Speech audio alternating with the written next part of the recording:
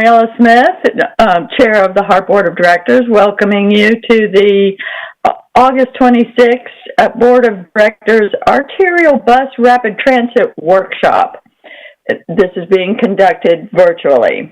We're going to start with a Pledge of Allegiance, so please look at the screens of your devices where an image of the flag will be displayed.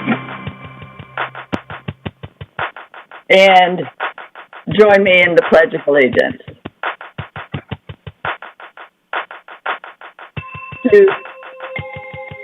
I pledge allegiance to the flag of the United States of America and to the republic for which it stands, one nation under God, indivisible, with liberty and justice for all.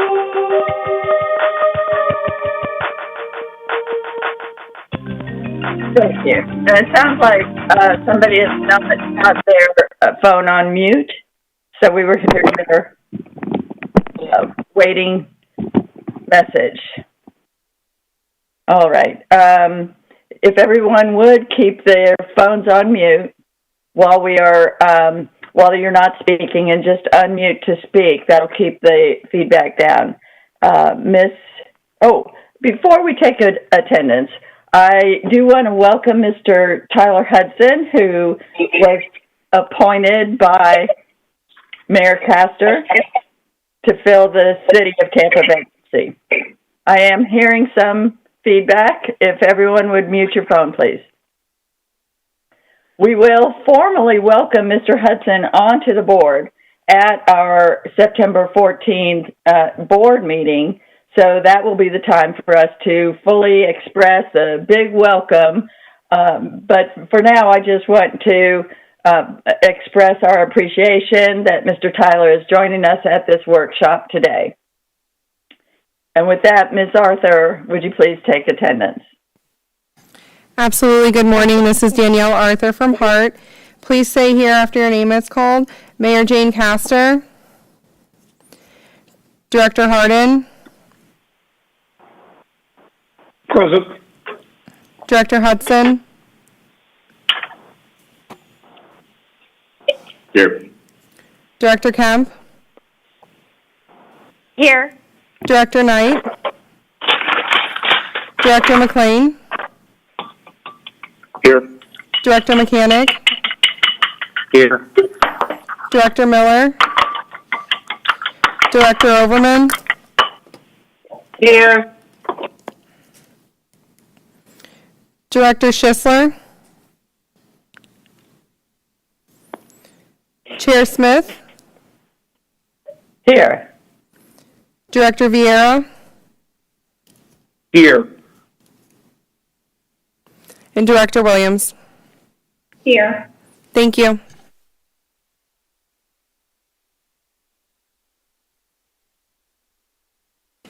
Chair Smith, you're muted. Thank you. Thank you very much. So at this point, General Counsel Julia Mandel will read into the record the rules for participation in a virtual meeting.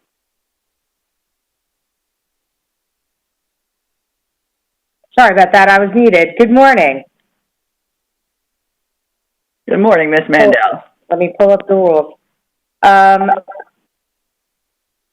Thank you for participating in this virtual meeting. The change of meeting location from in-person at the HART Administrative Office to a virtual meeting is pursuant to Executive Order Number 20-179, extending Executive Order 20-69 by the Governor of the State of Florida on July 29, 2020, and Section 120.54 Florida statutes.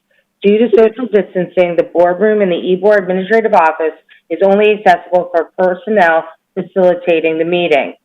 Please keep your devices and phones muted when not speaking.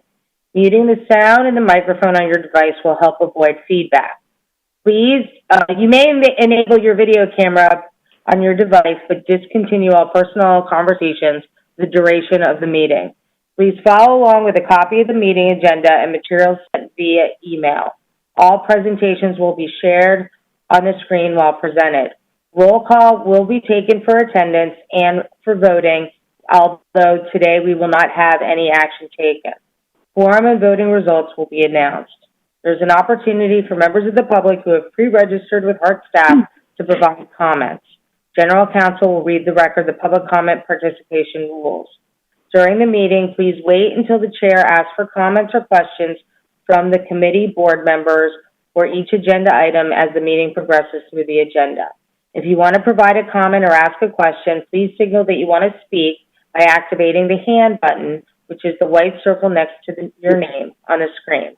The hand will turn blue when activated. Staff will read the hands raised in order for the chair to acknowledge, then the participant may unmute their device and speak. Please speak your name before comment. Presenters, please note that all presentations are controlled by HART staff. Ensure that your name, title, and company organization are stated for the record. Please say next slide when needed, and staff will progress through the presentation. Thank you. Thank you. And in accordance with the HART Board Policy 220.01, a workshop is a gathering where board members or a person designated by the board may present at the meeting for any legal purpose, but at which time no official votes are to be taken or policy adopted, and at which public comment may or may not be recorded. And so with that, we do have a public comment to read into the record, but I think Ms. Mandel will read the rules for public participation before that. Yes. The board welcomes public comment about any issue and concerns. It has made provisions to allow for virtual public comment. Public comments offered virtually will be afforded equal consideration as if they were offered in person. Anyone wanting to provide public comment for any HART committee or board should contact Danielle Arthur, Board Administrator, at arthurd@gohart.org or at 813-955-2426 with your name and phone number for pre-registration. Comments are due by 5 p.m. the day previous of the meeting. Staff will call on speakers by name in the order in which the registrations will receive. All callers will be muted upon calling and unmuted in the submission order after being recognized by name. Please state your full name, organization address if desired. Up to 3 minutes are allowed for each speaker. Staff, please proceed. Good morning. This is Danielle from HART. There was one comment that I received from a Michelle Cookson. She asked that this picture be presented while I read her comment. Quote, I wanted to send my comments to say how wonderful this project is and also include some remaining concerns. I am a resident of the city and county. I am a HART patron and ride the number 1 line. Additionally, I serve on the stakeholder committee for this project. In that capacity, I am representing Seminole Heights, a large historic neighborhood that is impacted by the project. Because of my dedication to transit advocacy and my desire to live in a transit-rich environment, I support this project. While I see the overall potential and value of the project to connect 2 large employment centers in the USF and downtown areas, I also wish to see that we do everything possible to help this infrastructure investment achieve best success, serve current riders, and draw more riders and new users of bus rapid transit. First, really want to cheer on the portion of study that pushes for best design principles and implementation for premium stations and making other needed related infrastructure improvements. Second, really love the design illustrated in section 2-12, figure 11.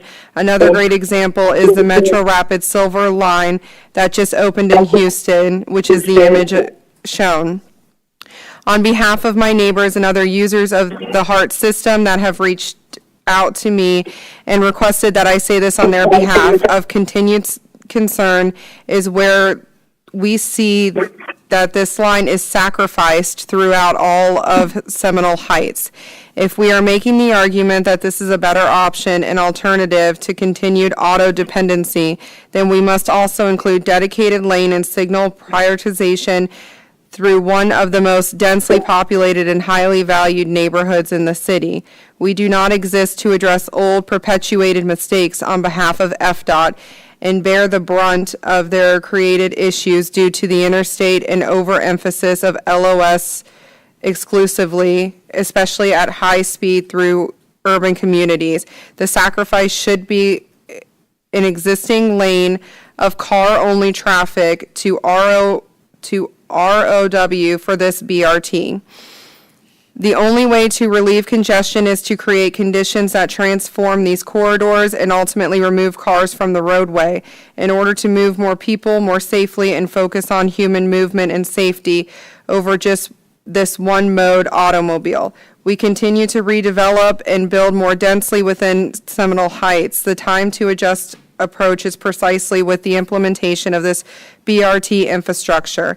The state can embrace this approach and help us alleviate it as they have stated that they support transit too. This should be the demand of them, not something that we settle on. Please consider and fold this input back into the project.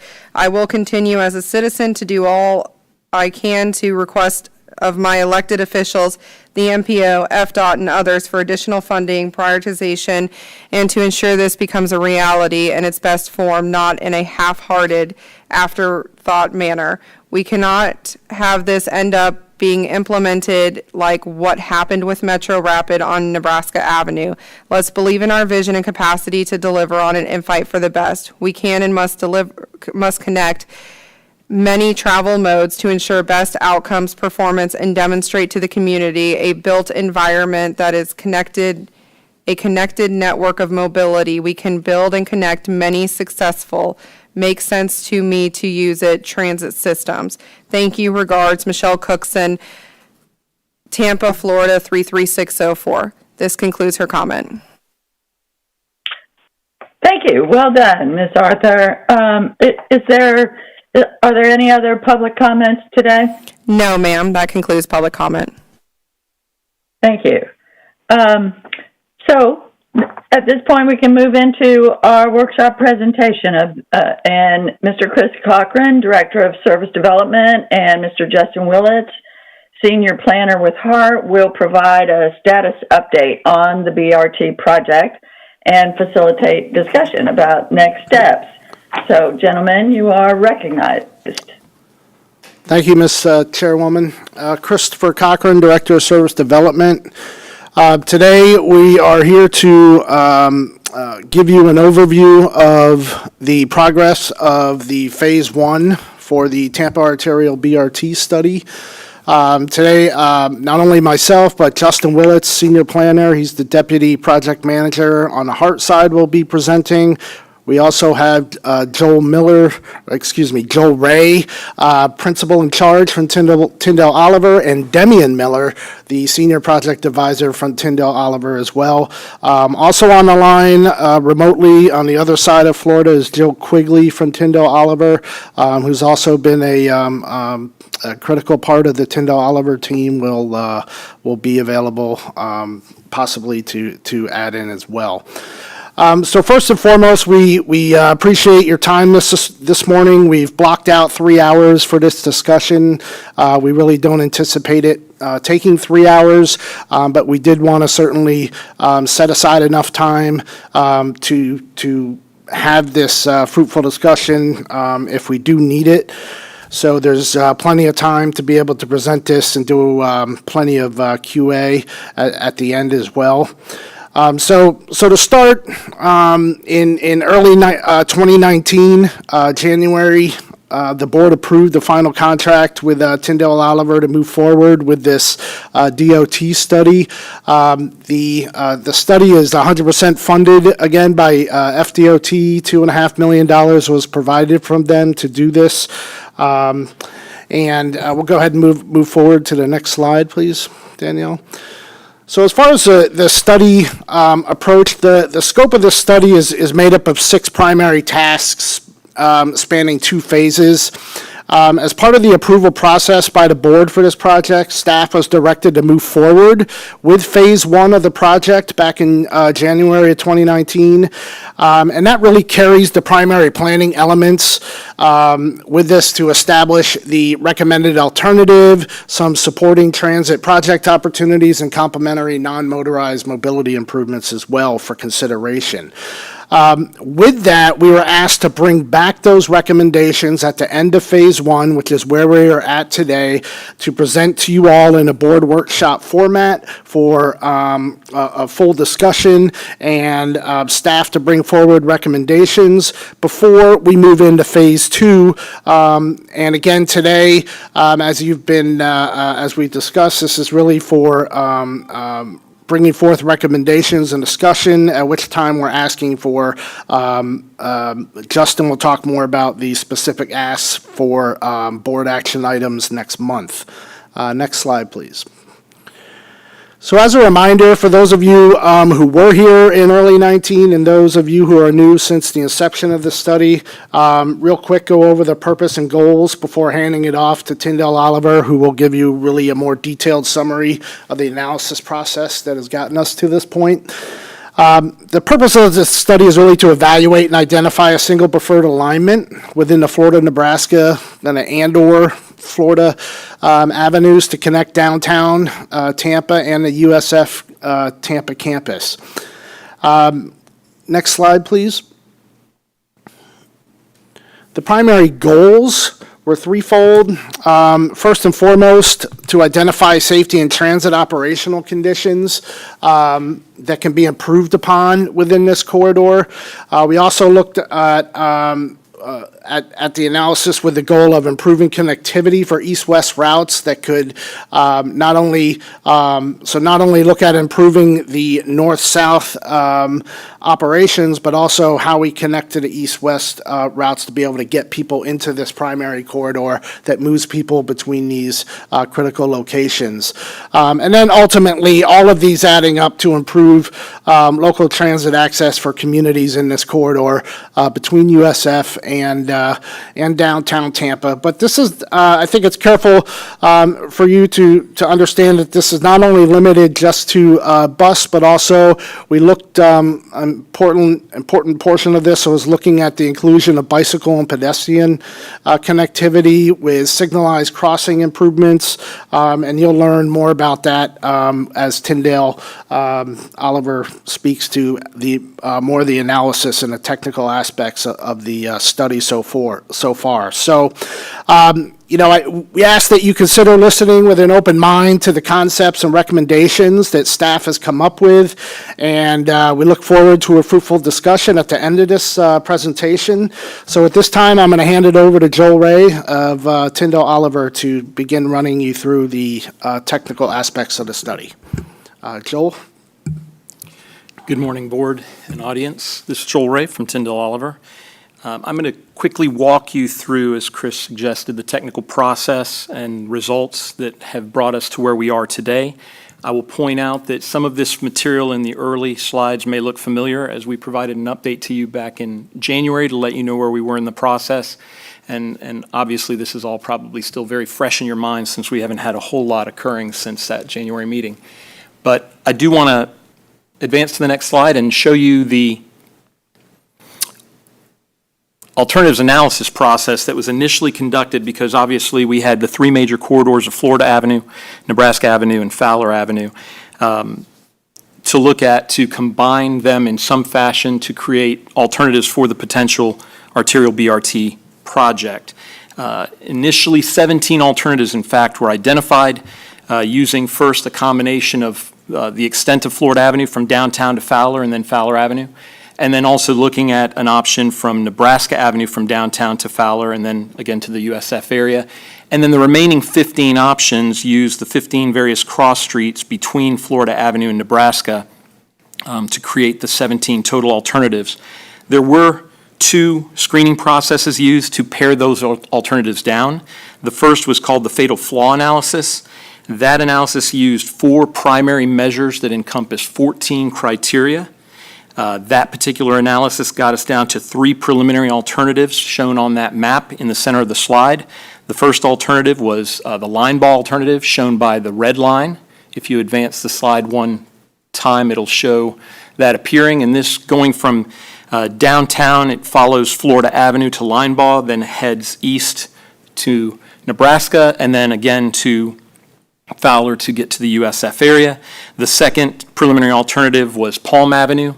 If you click it one more time, you should see a dark green line progressing from downtown using Florida, then Palm Avenue to Nebraska, and then again to Fowler, and then finally the dark blue line, which uses Florida Avenue heading north to Waters, and then progressing through Nebraska to Fowler, and again to USF. We then moved into the second analysis, the preliminary alternatives analysis. It used 10 measures with 16 criteria, and this brought us to the recommended initial alignment. Next slide, please. And I'll show you that on the following map.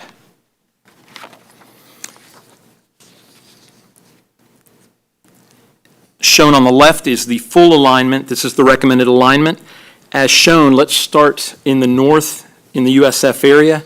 The routing starts approximately at 131st Avenue at its intersection with Bruce B. Downs. It heads south on Bruce B. Downs to Fowler, west to Nebraska, then south to Linebaugh, west again to Florida, and then it stays on Florida in the southbound direction until it hits the one-way pair that starts at Violet.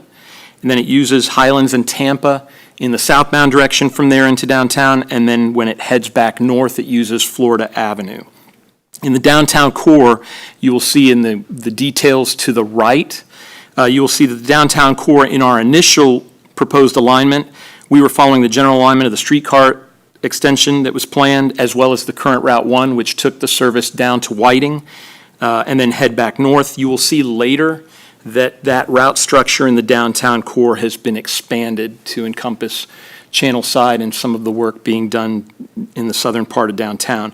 The route's alignment is about 15 2/3 miles in length, and currently, as it is proposed with dedicated guideway, about 70% of its length will be exclusive. Next slide, please. So to give you a sense of what this exclusive guideway would look like, let's again head to the northern part of the alignment shown in the map. On the left, you will see yellow or mustard-colored routing. The portions of the yellow segments shown on Bruce B. Downs, Fowler, Nebraska, and the northern portion of Florida between Linebaugh and Waters. Those are all proposed as median running ways. So the buses would travel in the middle of the roadway as depicted by the graphic images shown at the top on the right and in the middle. The middle portion of the routing shown by the blue lines, that would encompass Linebaugh, and the northern half of Florida Avenue down to Violet. That would be mixed traffic. The right lane operations of the buses would be typical of other HART local bus service. And here, and speaking specifically to Ms. Cookson's comments, I want to point out that in our next phase, we expect that there's going to be a strong opportunity for some of this alignment to become more exclusive in nature, and that's one of the things we'll look at in that next phase. And then finally, in the bottom portions of the corridor shown in the green, we have segments along Highlands, Tampa, and much of the southern portion of Florida Avenue that would use dedicated curbside bus lanes or bus access transit lanes, also known as BAT lanes, as shown on the bottom graphic, and that depicts a portion of the cross-section of North Tampa Street. Next slide, please. Now, median running ways, one of the things we heard from the public when we proposed that is, well, how do people, I'm sorry, is there a question? Yes. Okay. First of all, let me ask you, Mr. Ray, Sure. If you would prefer to complete the presentation before board discussion, or are you open to some questions along the way? Because I see one director does have his hand raised. Okay, well, that's obviously at the board's pleasure. We would like to get through the slides, and then there's going to be an opportunity between my slides and Justin Willett's. We were going to leave it open for questions on the technical portion. However, if there's something pertinent to a slide we're showing on the screen that should be addressed at that time, we can go ahead and take it then. And so I think that's a really good plan to get through this part and then have some questions in the middle before we get to the next part. But let me just check with Director Mechanic, since we've stopped here anyway, and see if you would like to ask a question now. Director Mechanic, you're recognized. Madam Chairman, It's not you, it's Director McLean. Director McLean, sorry. Thanks, Chair. No, I can wait until the end. My question will be an overall question on how we selected the linkage between USF and downtown as opposed to other regions.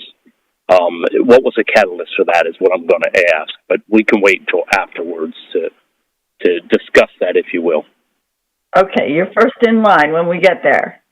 Thank you. Go ahead, Mr. Ray. Thank you. And good question, and we will certainly get to that. So, as I was saying on this particular slide, the public had certainly interest because of our lack of experience with median running ways here in specifically in the Bay Area. People were asking, well, how safe is it to cross to get to the station to access it? And this image shows how patrons would access or egress a median running way station. And what I want you to picture in your minds is think about, for example, an intersection between Florida Avenue and Bush Boulevard. If there's a station on the north side on Florida Avenue, on the north side of that particular intersection, it may look something like this, and you would see that the folks would use actually a pathway to the station as well as the crosswalk and the signal phasing at that location, specifically to be able to safely travel between the curbside in either direction and the station area. So that's how the center lane stations would be set up. Next slide, please. The premium nature of the service is also going to impact the layout and infrastructure of the stations. And notice we do refer to those, and you all are familiar with Metro Rapid. It has stations and not bus stops.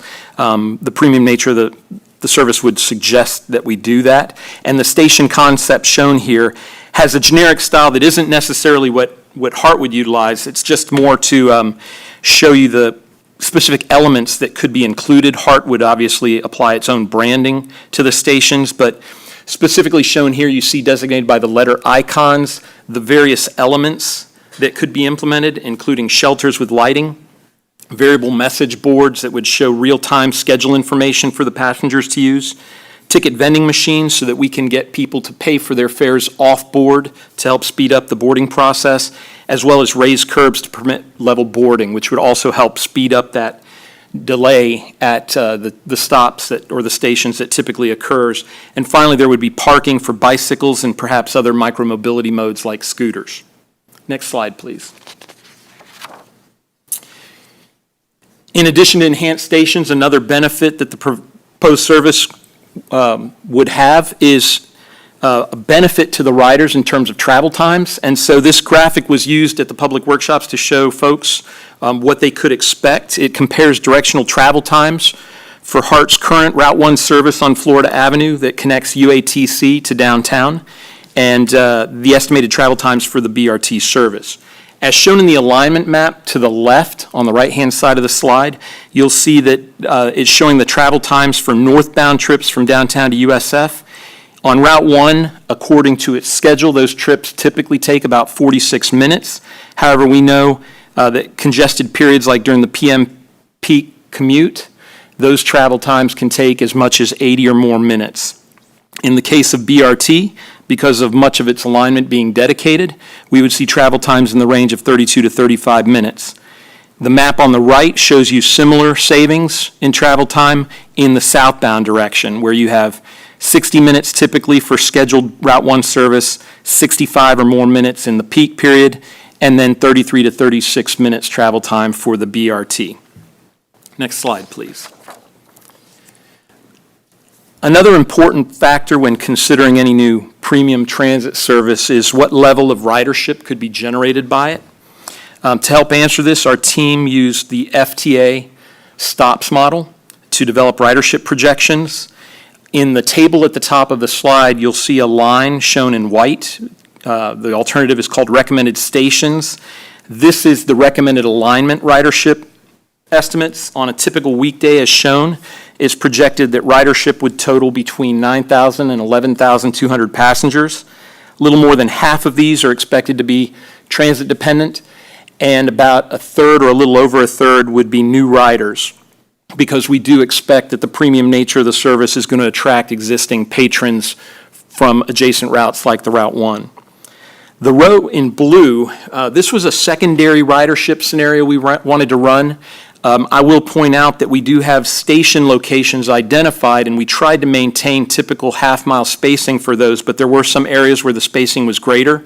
So we put in a couple of extra stations to accommodate closer spacing, and we wanted to see what impact that would have on ridership. And interestingly, you see that the ridership estimates actually drop a bit, and we believe that a lot of that is due to the additional stop delay that would be created by these extra stations, because there would be longer travel times then. Below the table are projected high-level planning estimates for costs. In terms of capital, you see there that in terms of implementing the exclusive guideway sections, the laning for the buses, the vehicles, and the station areas, it would cost about $95 to $119 million. And then in terms of operations, on an annual basis, we are projecting, depending on whether you use the marginal or fully allocated cost, between $2.8 and $4.6 million per year. Next slide, please. All right, so I'm going to change gears from the actual alignment because our project just didn't involve coming up with the arterial BRT project, but also some supporting projects. The first phase also sought to identify specifically transit and non-motorized projects in the vicinity of the study area that would not only support the potential arterial BRT, but benefit HART's existing services as well as the communities along this study area. So in this particular slide, what it shows are the supporting transit projects that have been identified as part of our Phase 1 process. In the map, you're going to see some numbered icons, as well as to the information to the left. These are locations for new bus bays, queue jump opportunities, as well as ADA accessible pathways that could be added. There are also yellow diamond-shaped icons that reference the locations where transit signal priority could be applied. Next slide, please. In addition to the transit projects, I mentioned there were non-motorized projects. These are shown here on this map to the left. It shows the supporting non-motorized projects for the northern half of the study area specifically, from just south of Sly, north all the way to the USF area. Again, you see lines on the map with reference numbers and icons, or reference letters, excuse me. These are showing the various sidewalk and bicycle connections that could be implemented to enhance these networks in the surrounding neighborhoods. And again, it's for the community's benefit as well as to support enhanced accessibility to and from existing HART services and the potential new arterial BRT. Next slide, please.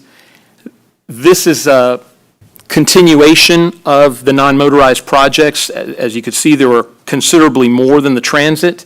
This is showing the southern half of our study area from Sly south to downtown, and you see there additional sidewalk connections and bicycle connections. Next slide, please.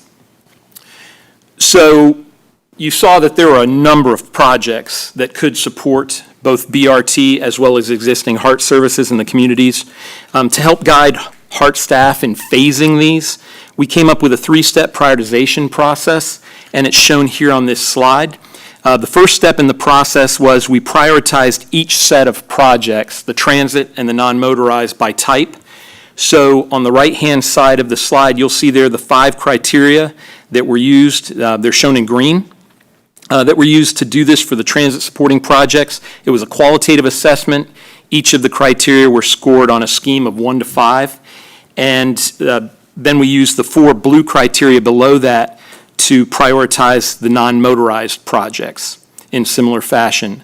Then in step 2, we took all of the projects in priority order, grouped them together, and then we looked at them from a cost-benefit analysis perspective and used a criterion called cost per person benefited to then prioritize them further within the entire group of projects to come up with a draft final list, if you will.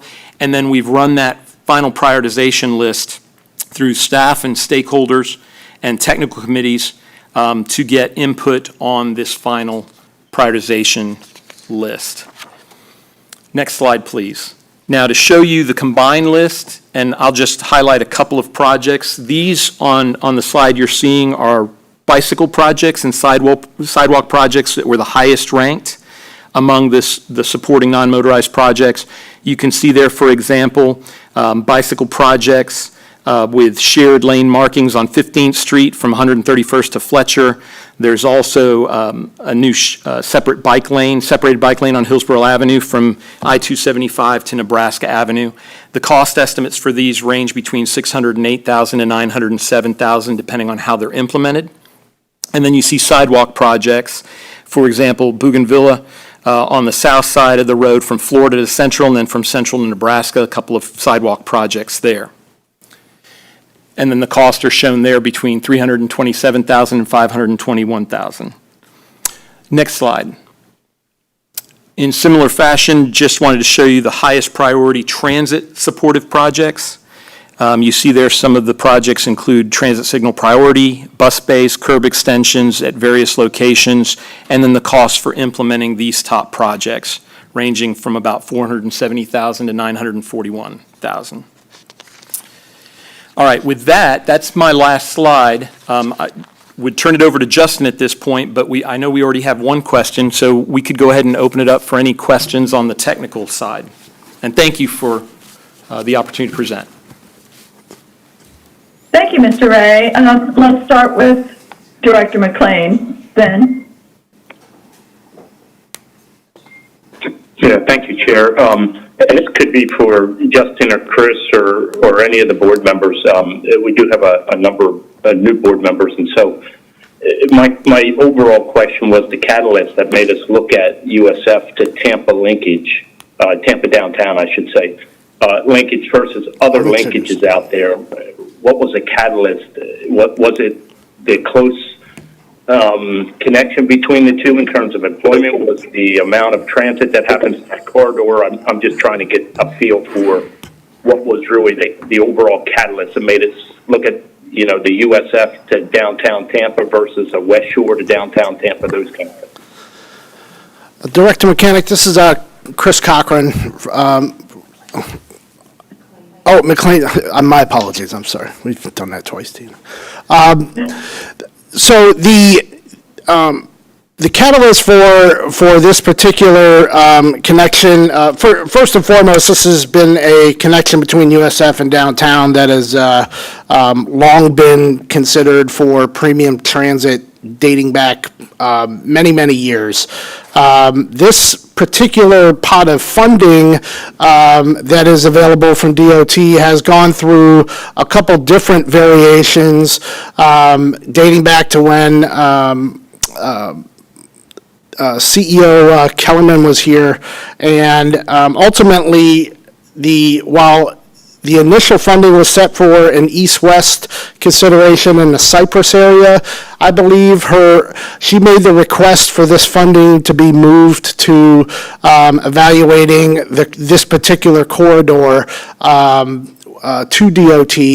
But I would like to hand it over to Demian Miller, who has, from Tyndale, who has an immense amount of experience in working in multiple projects in this corridor that can really give you a better idea of why this corridor made sense to move that money to. So if you want to answer that. I think what you said is the main reason was that there was a line item for an east-west Metro Rapid study, and because of direction of HART, executive direction, that was moved over to this north-south alignment.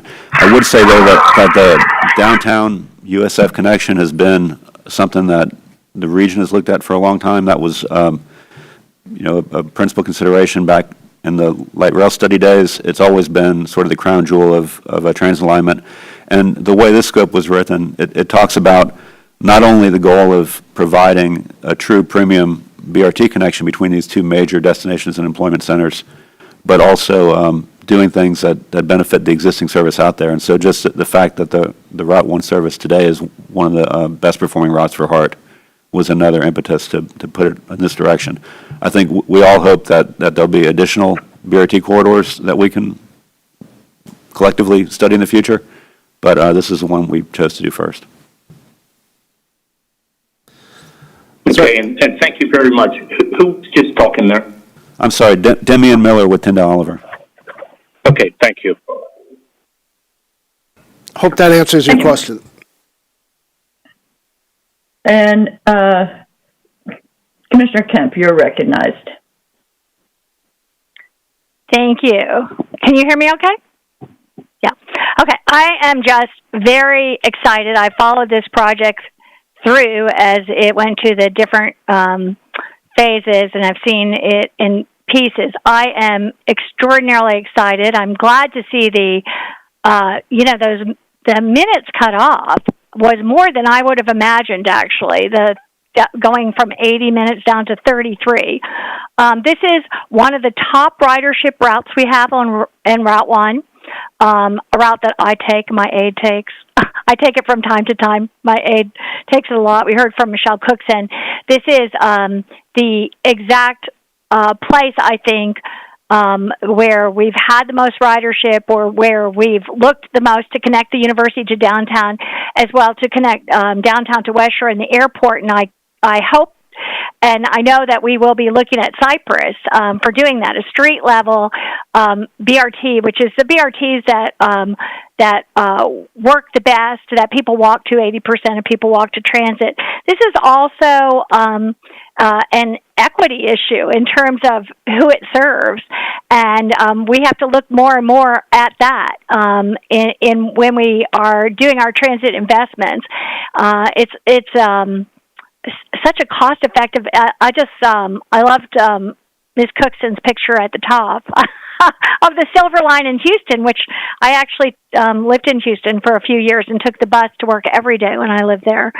But this is very, very exciting. I love to see the build-out of the bicycle routes parallel. It's a challenging route, I think, because it narrows so much right at the intersection of Hillsborough and Florida.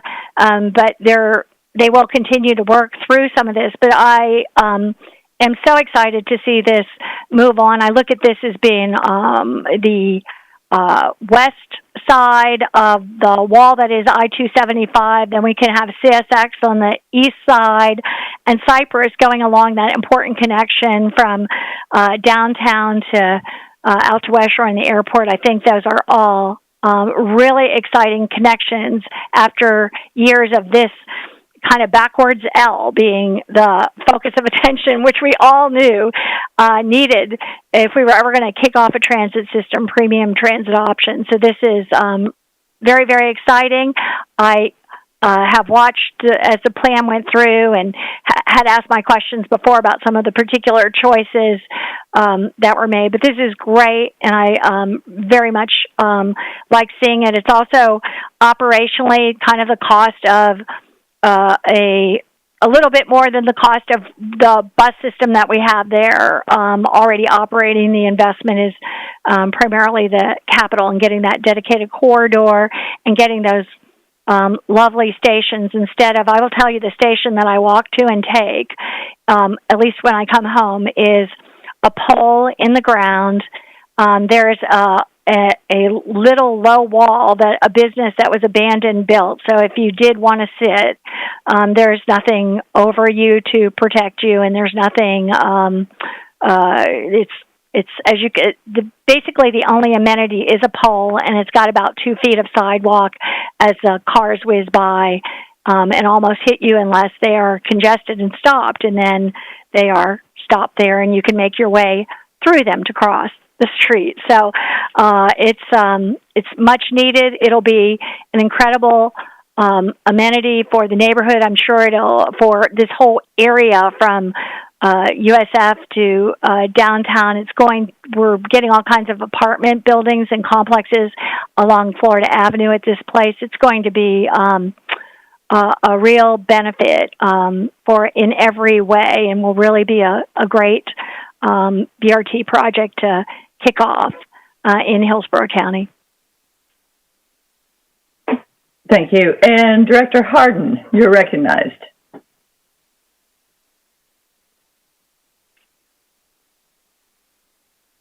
Director Harden, are you muted?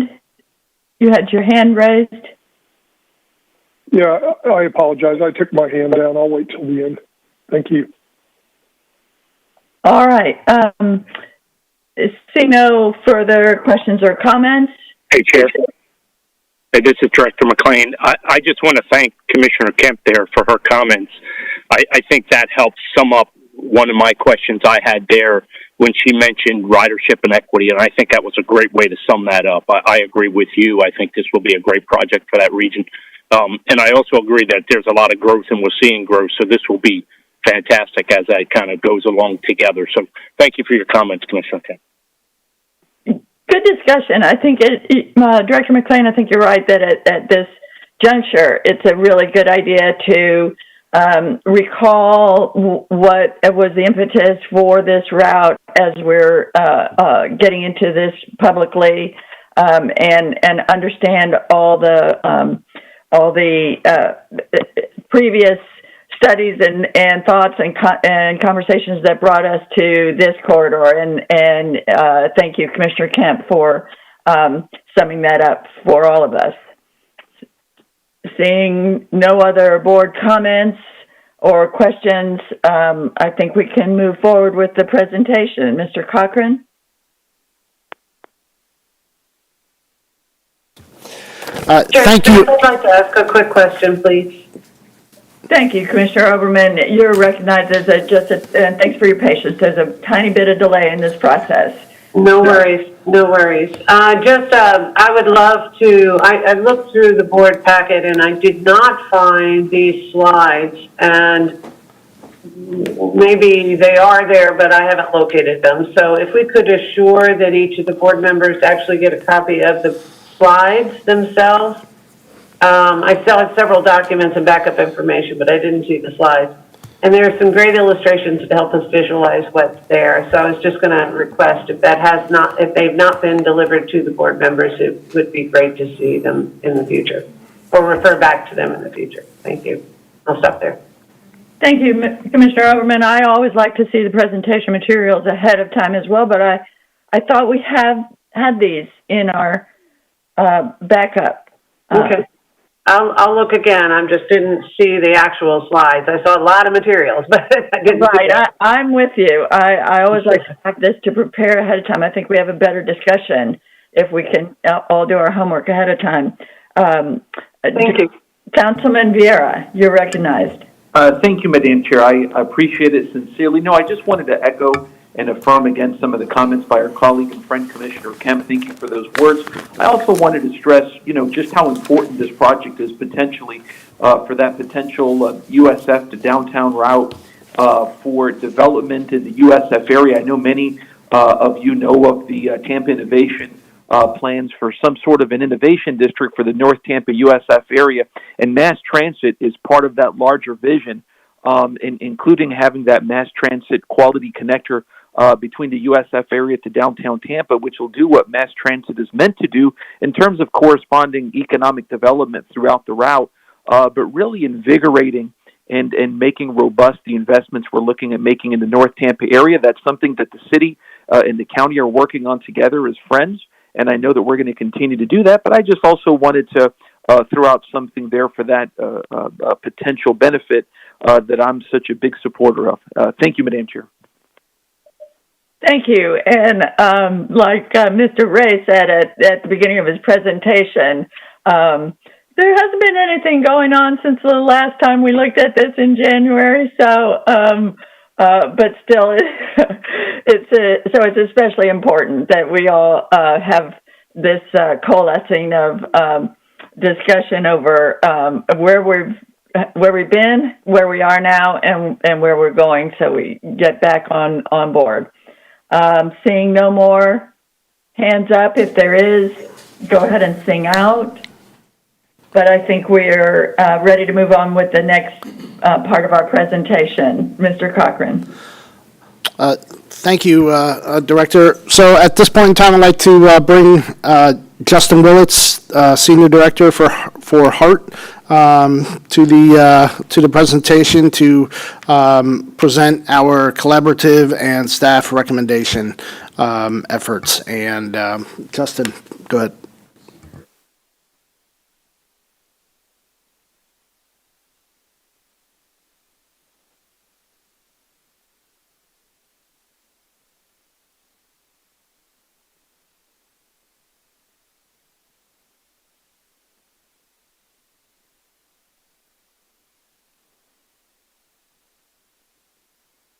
I'm sorry, excuse me, but you're going to need to speak up or adjust your volume. Your volume is very low. Mr. Willis. Is that a little better? Is that better? Much better. Okay. Much better. Thank you. I switched mics. Thank you for that. So, like I said, we were trying to build upon a lot of the work that's been done along this corridor, but also in the region as far as it goes with a connection from the USF to downtown area, as that it was referenced as the crown jewel of the transit connection in the region. But part of building upon that work, we still wanted to vet this with some technical experts and the stakeholder committee. I was happy to hear from Ms. Cookson. She was a valuable asset on the stakeholder committee, which was composed of folks from all over the corridor, from the south side, in the middle, and in the northern area. The technical committee was primarily made up of agency staff, and they all voted unanimously at our last meeting, which was quite some time ago, to move forward with this project. And next slide, please. So, coming to the staff recommendation, as we are evolving kind of transit within our region and trying to understand what our financial picture is going to look like in the future, it's a little bit different than we thought it would be at this point. So we're looking to begin the Phase 2A work to advance some of these projects related to non-motorized improvements to coordinate with the city, county, and FDOT. We want to advance some of the transit supportive improvements along the recommended BRT alignment so we can identify priorities, conduct the supporting analysis, and coordinate with partner agencies and develop those concept plans, and then further refine the recommended arterial BRT project. We want to address some of those concerns at specific locations, kind of further vet those optional station locations that Mr. Ray identified and spoke to, and also identify a transportation systems management alternative and establish a class of action and begin FTA coordination if that's the route we choose to go. And that's the really important thing of note here, is that we want to move this project along but still have the potential to advance a transportation or TSM alternative or go into the federal process. And that decision point that staff's not prepared to make a recommendation on is largely based on our uncertain financial future. But we still feel that the path we have chosen is flexible enough to take whichever direction is appropriate once we have that clearer financial picture. Hopefully the Supreme Court will give us a nod on that soon. But what we would then do is move forward the Task 5 PD&E phase, which has a lot of environmental and environmental justice analysis done with it as well, when in reference to some of the equity discussion. And then we would come back to the board for a new Phase 2B to advance the arterial BRT to either a small starts project or the construction of a TSM alternative. And we can go to the next slide so you can see a little bit better what this new Phase 2 would look like. Phase 2A would be what we are asking at your next board meeting to move forward with. And then we would have the board weigh in on the staff recommendation to decide on what Phase 2B looks like. And those tasks 4 and 6 down there are more appropriate for after that decision point that we've identified. And with that, we can go to the next slide and talk a little bit about the coordination process. As we've said, studies after studies on this corridor and others, one of the very important things with the TSM alternative and the action that we're going to be requesting from you at the next board meeting is we are requesting an approval letter to FDOT to endorse the recommended alignment from the planning study and supporting the lane elimination as part of the Heights project south of Dr. Martin Luther King Jr. Boulevard. And that's very important because that, as many of you know, that segment of this corridor is funded for construction in 2024 and has multimodal dollars associated with it. Those dollars are intended to be spent on complete streets improvements, including transit, and we want to make sure that we have done our due diligence on the technical side to fold this into the DOT process. And that's a big part of what we're going to be asking you for at the next board meeting. The Heights project north of Dr. Martin Luther King Jr. Boulevard to Waters is still under evaluation, and that's something that is also that constrained part of the corridor where we know we only have a 4-lane, typical undivided section, which we know needs a lot of improvements from a bike ped perspective. So that's something that's going to be further vetted and more detailed in this next phase. And something I just did want to touch on when we talk about building upon previous studies is that based on the outreach we've done for this project and previous projects by FDOT and other agencies and the MPO, we know that one of the biggest needs on these corridors, and particularly the one-way pairs south of MLK, is that the bicycle and pedestrian environment, as Commissioner Kemp mentioned, is not friendly or comfortable or enjoyable. It's very hostile to modes other than the automobile, and we're really looking to make sure that, obviously, HART, we are looking for a premium transit solution, but we know we have to deliver some benefit to the community as a whole, and a lot of those community members are looking for a safer environment for them to walk across the street or down the street, so they don't just have that 2 or 3 feet of sidewalk space with cars whizzing by and even our buses whizzing by in a 9.5-foot travel lane with a bus that's about 9 feet wide. This is going to improve the existing operational conditions for our buses, make it better for our drivers when we address some of these long-standing transit safety issues. And we feel like we've got a good grasp on what the community at large wants to see, but we're not taking our eye off the prize for delivering a premium transit solution the entire length of the corridor. So with that said, I will ask the team here to maybe comment on anything I might have missed, but we will open it up for questions. We could advance to the next slide. So yes, our next step, complete phase 2A, approximately 9 months, present you the results, and then begin phase 2B, which will be determined upon our recommendation and your approval at that board meeting in the future, assuming that we do get the board action at the upcoming meeting. And I believe that concludes the slides. So we will open it up for discussion and questions. Thank you. Thank you. I see Commissioner Kemp's hand. You're recognized. I am overwhelmed with joy and just very excited about seeing this move forward in such a robust way. This is transformative for HART and for Hillsborough County and for our system here. It's really wonderful.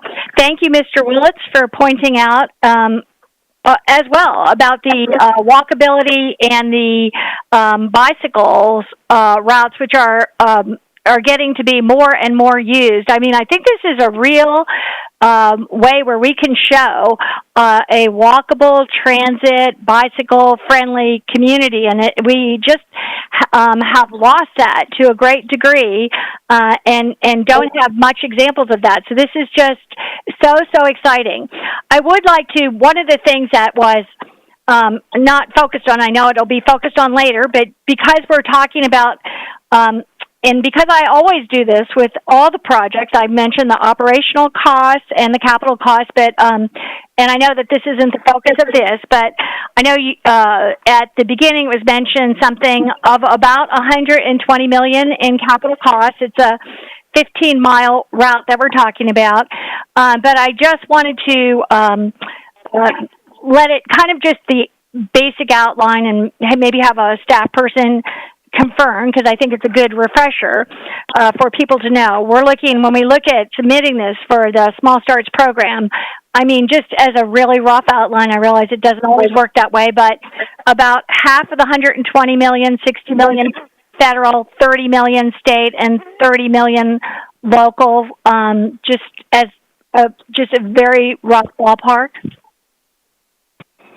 And that's a question, by the way, or something to get confirmed or not. The funding mix between state, federal, and local, that was the... Yes. Yeah, basically. Yeah, that's something that we're definitely going to bring back for a bigger discussion closer to the next decision point meeting, but as of right now, it would be kind of the typical breakup that we're seeing for maybe the streetcar. 50, 50, 25, 25, if it were Right. small starts, yeah. I just think it's good for everybody to kind of have those figures and just start, as we move forward, start understanding that that is kind of the formula that we're looking at usually with these projects. So I just wanted an affirmation of that. But this is just very exciting. I can't wait to move it forward and do everything to move it forward as quickly as possible. Commissioner Kemp, this is Demian Miller. I'd also, to capitalize on your point, there's already a substantial amount of money committed by Florida DOT for the two Heights projects. The first project, that's the fiscal 24 construction from Tyler to MLK, and then the second project from Martin Luther King Jr. Boulevard north to Waters. And so while that money would not show up as part of the local match, it is part of the takedown from that overall dollar amount we've got. And I think right now that the dollar amount behind those projects keeps shifting around, and there are some drainage obligations as well that are being budgeted. But collectively, those two are, I think, in the range of about $25 to $30 million. And so that's already something on the table to help move this project forward, and that's included in the overall project capital cost. So it's just something that's in our back pocket that we're really happy about. Great. Thank you so much for commenting on that. This is just very exciting. All right, and Director Mechanic, you're recognized. Yes. Thank you, Madam Chairman. I have, I guess, two comments, or actually I have a question and a comment. The question, and I may have completely misheard what Justin said, but I thought at some point toward the end of the presentation, he was saying that we would have to make a decision whether or not to pursue this project through FTA. And I guess I'm just trying to understand what the alternative would be. If I heard that correctly, what the alternative would be if we did not pursue this through FTA. This is Demian Miller with Tyndall Oliver. Part of the next phase of this project, the PD&E phase, if you will, is to not only take the recommended alignment and the alternative concept we have today and bring that forward and fully vet it, but also to develop what's called a transportation system management option, which another way of thinking that is a lower cost alternative. And that would be, for example, instead of median guideway, we might operate in a business access transit lane on some of those sections of the corridor. So it would be a lower cost approach. The neat thing about a transit project like this is that we can mix and match some of those things segment by segment. And so I think, as Justin and possibly Chris as well pointed out, we really don't know what HART's funding prospectus is. When we started this project, we had a really nice idea what it was going to be, and it seemed very obvious that we'd have the local match dollars available, and we'd have the operating dollars available to go run this through an FTA process. So our plan going forward is to develop both the full build alternative and then also a lower cost, which could also be an interim alternative. And then by the time we get to our endpoint, we'll intercept a better understanding of what HART's position is. Even in scenarios where we have the AFT dollars, there might be funding scenarios where HART front-ends the project and asks to be reimbursed. There might be reasons that we foot the bill locally and regionally because we have other priorities in the FTA process. So there's a lot of moving parts that we just don't know yet. And so those are some potential other things. But to your underlying question, the default track is to continue to develop the project and then enter the FTA pipeline. Okay. Well, Madam Chairman, I have a couple of comments also. Now I understand what you all were saying. I would think, I would just offer the point that I think it would be unfortunate if we went with the no-frills alternative, not using the FTA money. I think you run into the same kind of question that we have on the interstate BRT, which is if they're not mostly dedicated lanes, then you really haven't accomplished what you're setting out to do. But I realize that's jumping the gun on further analysis that you all need to be doing. The other comment I'd like to make, and I really latched on to the point that was made about, if you will, piggybacking on the DOT project on Florida Avenue. And I just want to make sure that we're moving quickly enough to make sure that we fully take advantage of whatever we can accomplish working with the DOT on that project. So, I would just encourage that we move with all haste, knowing that DOT has its own schedules, and we might get left at the station, to use a bad pun. So, it would be wise for us to move this thing as quickly as possible to incorporate our plans into the DOT plans. Thank you. Thank you. Oops. Yeah, thank you. And Director Williams, you're recognized. Thank you, Madam Chairwoman Smith. I appreciate the opportunity to speak. I do hear the excitement from Commissioner Kemp, and she's been talking about this for so long. And I just want to echo her sentiment, because this is the right thing to do for the community, and it just provides access from the standpoint of just dignity, riding with care, and making sure they have the bicycles are considered as well as walkers. And I just love that aspect of it. And then the other call out was, I was going to ask just what Director McKinnick asked about the alternative when we were asked to take action on this in the future. What was the alternative? And I think I have clarity based on what he asked before. But thank you so much for the opportunity to speak in. And Commissioner Kemp, I know how hard you worked on this. Thank you.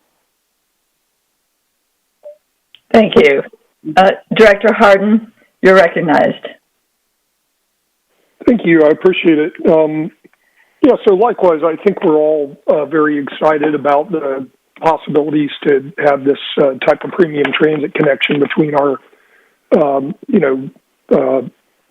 university and the downtown center. I think, and I expressed this and this goes back to comments that were made during the strategic planning and Finance and Audit Committee hearings a week ago, and again, comments I think I've echoed throughout the 2 years I've been on the board, but it has to do with setting strategic direction. And, we were fortunate to get 2 grants from FDOT, and we're studying transit-oriented development in parallel with this corridor. And yet what we seem to have gotten here is, again, this is a great concept, but with regards to being force-fed what the actual route is without understanding how that affects the community, how it interplays with the existing and future land uses, the ability of the city and the county to add density and benefit from from the installation of this, what we would call financially fixed guideway system,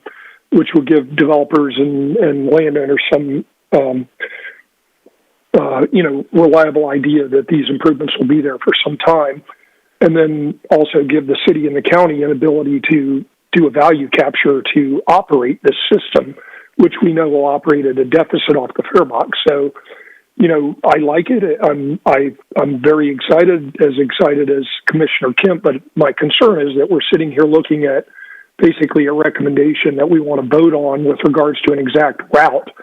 And we don't have the benefit of the TOD study to understand how that fits into our future comprehensive land use plan and where the existing property is that can be developed. Again, assuming a best case scenario that we get capital funds either by the upholding of the tax from the Supreme Court or subsequently, or from the feds, we still have to operate this thing. And, in the past, it's been difficult to get several $1 million from the county. Again, I just think that it's like the cart before the horse, and maybe this is just a process of the board needing to take more control over the planning process, the RFPs that go out the door, the deliverables that we expect. But, again, I'm just disappointed that I'm looking at what seems to be a foregone conclusion of an exact route without seeing how that dovetails with our comprehensive land use plan for the city and our comprehensive land use plan for the county and where available development property is. So anyway, again, good work to the planning department, but, I just wanted to raise the bar on the discussion from that perspective. So thank you. Thank you. Commissioner Overman, you're recognized. Thank you, Chair. I appreciate that. The comments that have been made do illustrate the complexity of funding any kind of project, especially when you've got multiple agencies that you have to work with. If I could ask the indulgence of bringing up slide number 21 of the presentation. I found it. Thank you. Sorry. It illustrates, I think, some of what we've heard in the way of concerns. It talks about FDOT's schedule, and we're looking at our FTA funding application process schedule when it comes to not only the design, but also the design elements associated with FDOT's projects and the necessity of them being coordinated. And recognizing that we don't have resolution on AFT, we may or may not have access to those resources. And the next opportunity to go back to taxpayers to help invest in our transit infrastructure to support our matching requirements isn't until 2022. So my question, as it comes to coordinating these efforts and scheduling out our efforts for the application on the Small Starts program, is how do we match that up with FDOT's efforts, given that they are beginning their design next year and construction in 24 and 25? What does our schedule really look like, given that we may or may not have adequate funding for the match comparison on the FTA application? Did anyone help me with that one? Yes, this is Justin Willits again. So that was part of the lane elimination request for the action for the next board meeting, is specifically to address one of the coordination aspects with FDOT and getting in line to get this done as part of their project with the multimodal funds that are designated for that section of the corridor. I'm going to open it up to Demian Miller from the Heights Mobility Study, because part of the project manager at FDOT was part of the discussion that prompted us to kind of lock in that section of the alignment and the request for the lane elimination. Yeah, this Demian Miller again. It's an excellent question, and it's something that the team, even so there's not been a lot of motion on the technical aspects of this study since the spring, we've actively been working to coordinate with both city staff on the streetcar and DOT staff on the Heights projects, and then some other projects that are more in the planning phase further north on the corridor. And so your staff and your consultant team has been busy trying to make sure we're in a good position with that.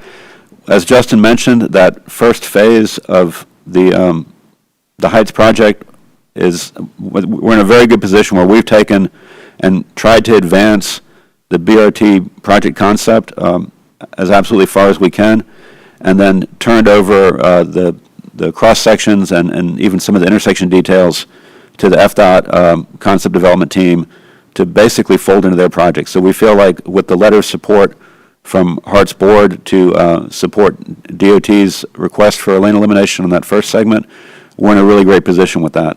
The second Heights segment, which is from Dr. Martin Luther King Jr. Boulevard north to Waters, is a segment where just this week the DOT consultants got consensus from central office and others within the department for their traffic analysis methodology, and that traffic analysis that is being done initially by FDOT is a prerequisite element of our PD&E study. So as soon as you all give us permission to move forward with the PD&E phase of the project, we'll be able to take the work done by DOT, adjust it to reflect the needs of BRT in that area, and have a more definitive recommendation that we can then fold into FDOT's project development process for that. And so that really gets us for about the first third of the project from downtown, and then the downtown segment is really piggybacking on the streetcar planning and design process as well. And so that gets us about half of the overall mileage of the project with those two projects. Subsequently, and those are really the ones that are the critical path from a coordination standpoint. And so that's really where we focused our energy so far, and what we'll jump on and prioritize as we move into Phase 2A. Phase 2A, or the PD&E task, will also deal with locking down the treatments north of Waters, but we understand the schedule constraints and are prepared with our schedule to meet those accordingly, so that we're coming back with a recommendation before they have to go into their design process. Thank you. And to follow up on the comments that Director Hardin mentioned, much of the second FDOT phase, as well as that along Fowler, or the 7th FDOT study, a lot of that area is the area that the TOD is, there's great opportunity for transit-oriented development, as well as affordable housing, which is like my, every moment thought anymore, other than transit. And so, moving that TOD project and possible land use recommendations along that schedule would be very, very helpful. What I would like to ask the team to do is to consider providing the strategic planning, the finance committee, and as well as the overall board with a series of timelines to give us clear understanding about when the board needs to act and how we could begin the advocacy that's necessary to address the funding needs and the community support for these projects as we move forward. And I'll stop there. Thank you. Director Hudson, you are recognized. Hey, thanks, Madam Chairwoman. Good morning, everyone. It's good to be here. Just following off Commissioner Overman's and Director Hardin's good points about this fitting into a larger plan for land use and TOD. I guess what is, if you can help connect some dots for me, I guess the two dots are this and the Heights Mobility Study that I know is going on. And then what is the Planning Commission's role, and how involved are they in recommending future land use map changes that will amplify the effects that these new transit opportunities will have?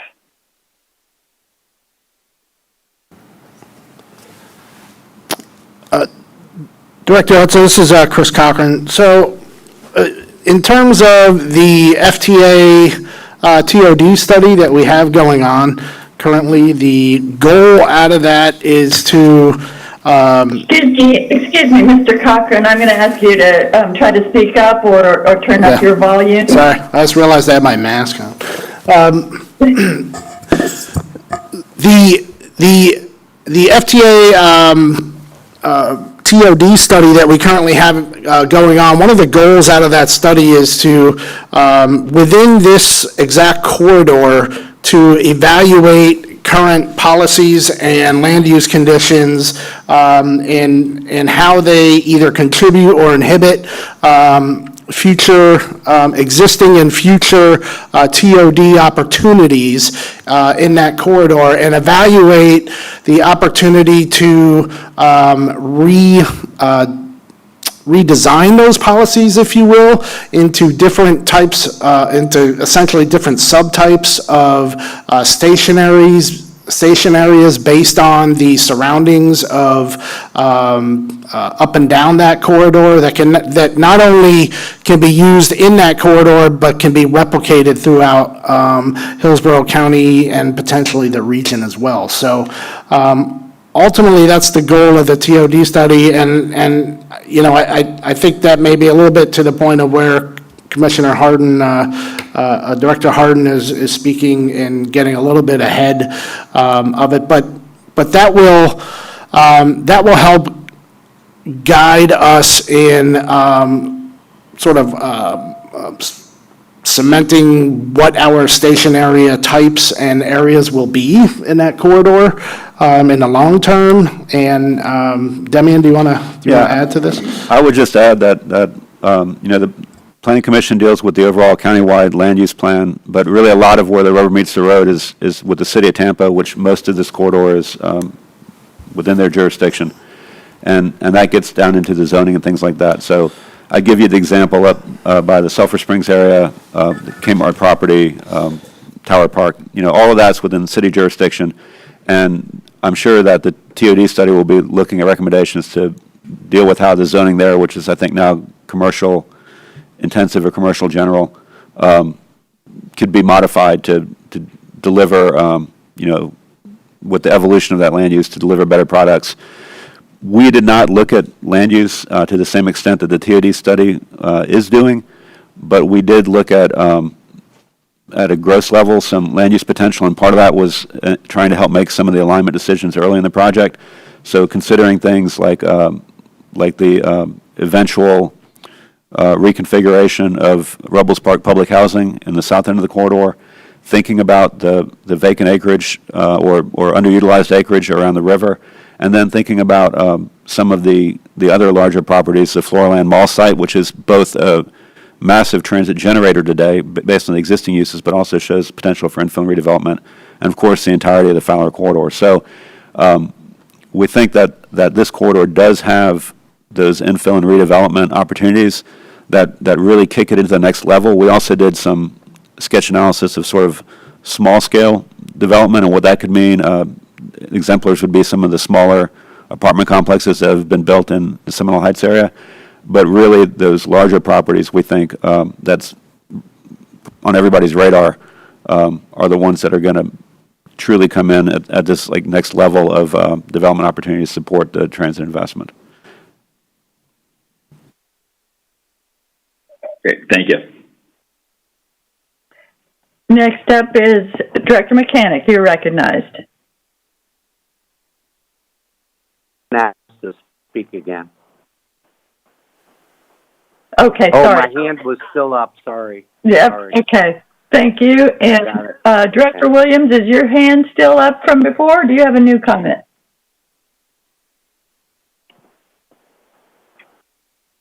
Director Williams, is your hand still up from before? Not hearing it. Madam Chairwoman, it should be down. Thank you. I'll take it down now. Thank you. All right, thank you. We're all getting used to mute buttons and hand-raising buttons. And Director Harden, you're next. You're recognized.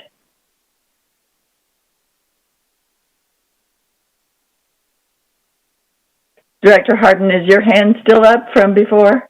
Or do you have a new question? I'm sorry. There's so many mute buttons. Can you hear me now? Yes. Yes, I just wanted to add a couple technical points to the conversation. So good discussion, and, you know, again, very positive that we're on a path to get this type of a system in place between these 2 points. So first, before I forgot to point out that in addition to the, you know, I think to the comments that were made about transit equity, you know, there's also some vital public services that are you know, near this corridor. I mean, we've got Metropolitan Ministries, we have the Public Library in Seminole Heights, we have the Florida Health Department office just off Nebraska, south of Bush. We have kind of what I would consider a social service cluster at the old Floraland Mall. And so all those things are on this route, whichever corridor it ends up taking, and are certainly an important component part of what Commissioner Kempen stated.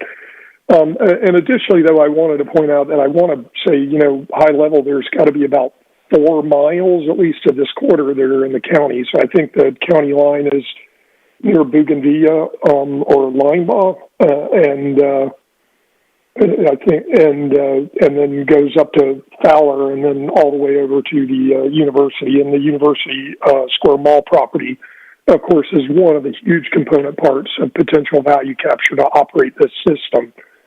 So anyway, great, but good discussions, and thank you for the presentation.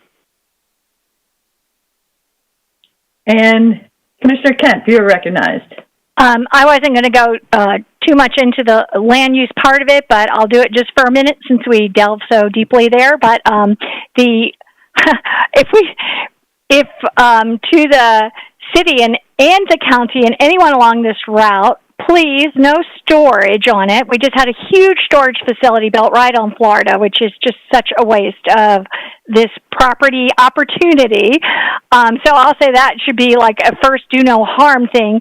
But the opportunity to redo areas in such amazing ways, like Waters is starting to redevelop on parts of it, but that massive block-slung parking lot there at the abandoned Kmart and all of that, the opportunity for development there and across the street from it, and even in many ways further south has been pointed out all over this corridor up at USF. There are amazing ways that we can transform it, as particularly too as FDOT has a plan, or I think is working on a study on Fowler Avenue, which is in desperate need of some redo. So I can just imagine this, again, a transformative corridor with the transit availability, but the opportunities that are there, and I just hope we don't see any more storage, and we look about the ways that this could be so meaningful and so wonderful for so many people to live, to work here, and to play, as I say, or just to live their lives through. We have great opportunities. So this is very exciting and good for the discussion, too, on the land use opportunities. Thank you. And I'm going to take a little turn with some questions and comments. For one thing, the funding, if only, I can't help but think if only we lived in a state that prioritized these kinds of transit projects where the state funding was prioritized to these kinds of projects as opposed to the MCORS type of roads through the wilderness that our state is considering giving so much money to. But we will work this out. We have political will here in our county, and I feel confident that we will work the funding issues out by hook or by crook. I also love the bike connections that were mentioned by Vice Chair Williams and Commissioner Kemp and others, that the idea that this project could be a catalyst that serves the whole area beyond the physical and conceptual envelope of the BRT project itself, but broaden, spread out, and enrich the neighborhood and connections in other ways at the same time is wonderful to be a part of. And the TOD, the transit-oriented development discussion, dovetails right into that.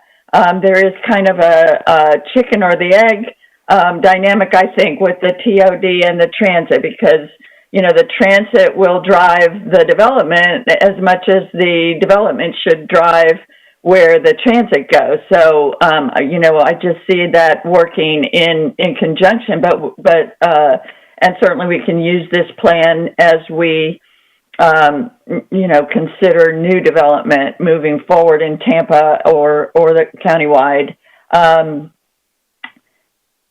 I see also a tension between how the ridership will get sorted out between this BRT project and the current bus line, HART line.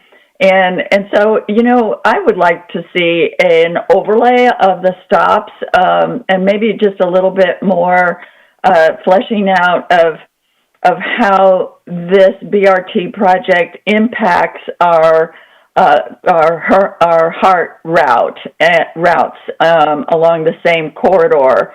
There are some concerns, I think, in the community that the BRT could cannibalize that route, especially if the BRT is not providing the frequent stops that the other line is providing, so that there's less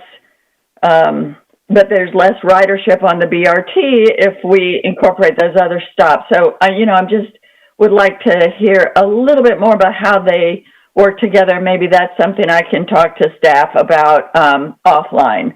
And finally, I'm really glad that we had put together the two stakeholder committees to work on this project in the public and in the community, and with a technical stakeholder committee too. And we had a lot of discussion about who should belong. And then I know that there's been some really good feedback there. And I would also like to know more, though, than the one slide of feedback, and maybe staff can comment on this today. We had, the bottom line is that both committees unanimously voted to move this project forward. Of course, there is a lot of enthusiasm for the big picture, but it would have been a good opportunity, and maybe moving it forward in other kinds of projects where we bring the public in for comment. I would like to see a little bit more granular summary of the comments and concerns and ideas that bubbled up in these public meetings. So, just maybe in the backup, some kind of a summary of kinds of discussions that we got there. We get that sort of thing in MPO, and it would be fruitful to see more of the work of those committees provided to us, I think. So I don't know if staff has an idea of some other comment, other summary of the public input that they'd like to put forward now, or if they could, provide that to us at a later point on the way from here to the board meeting.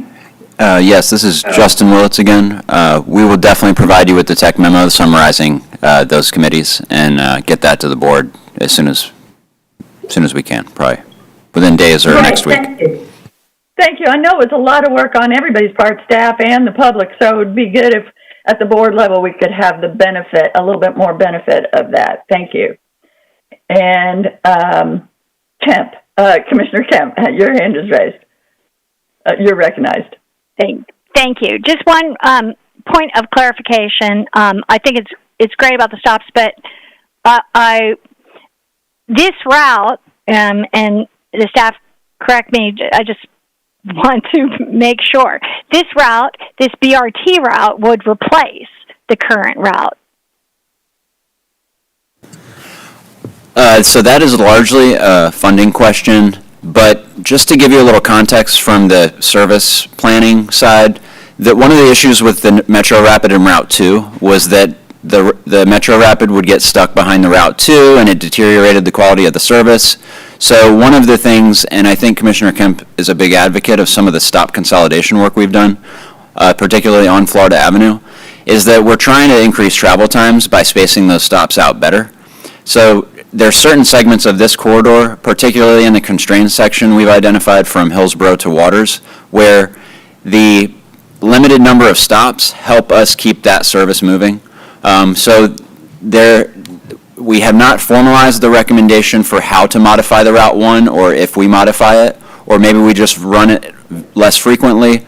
But in general, staff's preliminary recommendation would be to replace the Route 1 mostly with this BRT line, do something a little different on the northern end, so maybe a Fletcher, Florida to the Yukon Transfer Center, to still have all those folks with a single trip access from Fletcher down to some of those services we've identified. And then potentially doing something a little bit different on the southern end. We've had discussions internally about a route that maybe goes to Osborne and then through East Tampa.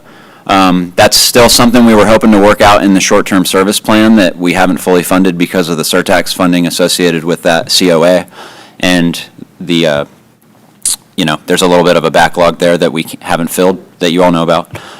So the answer is in the middle of this corridor, we'd probably like to just see the BRT line.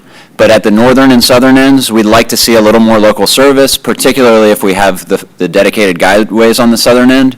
We know that we're not going to have as many issues with bunching, and buses will have a little more flexibility than on that constrained section where things are just going to be really tight for fitting everything in. Great. Thank you very much for fleshing that out. I've gotten some concerns about that. And it's good to get that detailed picture. Commissioner Kemp, you still have the floor. I just wanted to thank him also for that clarification. And, I can't imagine at the busy parts of the Florida Avenue part of it, keeping parallel services. I think it was very unusual that was done on Nebraska Avenue and didn't work. So, but I could see, and I hadn't even imagined the parallel services, Fletcher and Fowler, although I kind of knew those in the back of my mind when they use that, or the Osborne being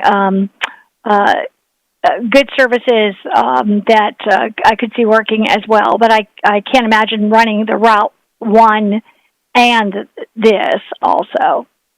Thank you. Great, and I only have one hand up. Director Hardin, is that up from before?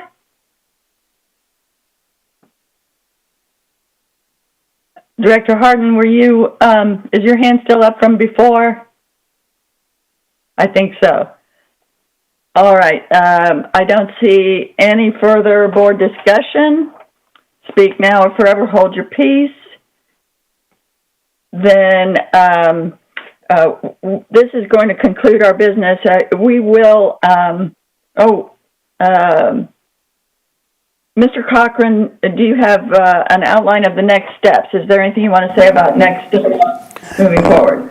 If Danielle, can you bring that slide back up real quick?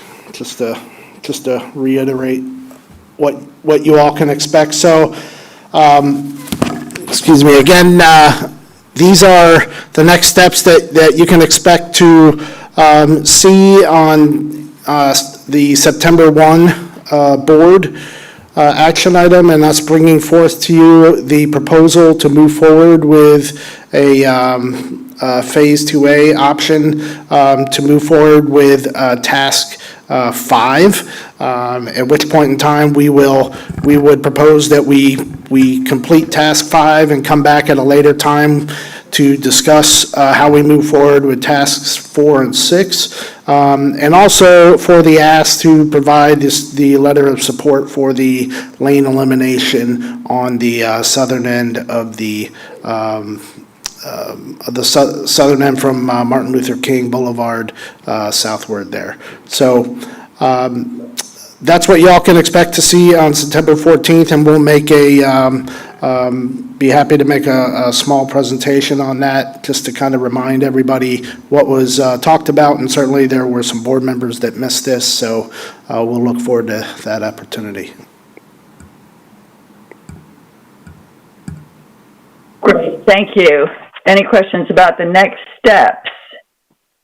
We are still working on coordinating with board members to see if we can meet for a little bit ahead of the budget hearing that we have on the 14th, because we have an awful lot of business to get through. And if we can meet before that budget hearing, then even if we don't complete our business before the budget hearing, we will get some of it done and can reconvene after the budget hearing on the 14th. So we're still working on that, and we'll get back to all the board members in plenty of time to make your plans.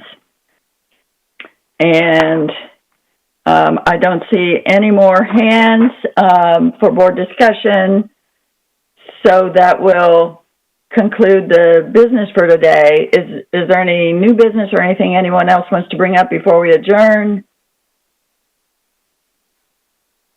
Seeing none, we're adjourned. Have a good afternoon. Thank you. Have a good day. Thank you. Thank you, everybody. Thank you.